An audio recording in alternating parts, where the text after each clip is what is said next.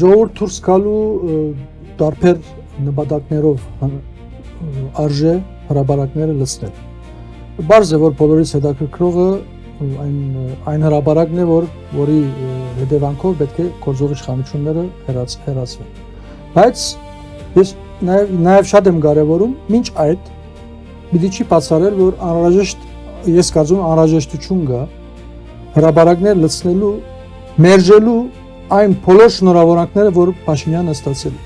Կապ չունի դա արևելքից է, հյուսիսից է, հարավից է, արևմուտքից է։ Այստեղ ինքնիշխանության դրսևորման կարևորագույն խնդիր ունենք մենք, այսինքն հրապարակներ լցնել նորից եմ ասում, միայն ու միայն պիտի չի իմաստը պիտի չի լինի Փաշինյանի հեռացումը։ Այո, այսպես վերջնանպատակը դա է։ Այսինքն ուղղ ցեղել։ Աշխարհը մենք այսօր հնարավորություն ունենք, այսօրվա ընդդիմությունը եթե կարողանա համագործակցել, այսօր մենք հնարավորություն ունենք բոլորին ասելու, որ դուք ում որ պաշտպանել եք, դա մերը չի կարող լինել։ Մենք դա չենք ընդունելու, մենք չենք համագերբվելու։ Եթե 50,000 100,000-անոց հրապարակը այս խոսքը ասում է, աշխարհը չի կարող այս անգամանքը նկատի չառնել։ Այսօր այդ հնարավորությունը ստեղծվել է։ Դրա համար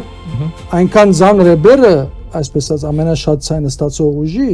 սխալվելու իրավունք չունի։ Եվ այս իմաստով փորձառություն ունեցող ուժերը, անհատները այնքան խելամիտ խորհուրդներ պետք է դրվի այսօր, որ մենք իրոք չսխալվենք։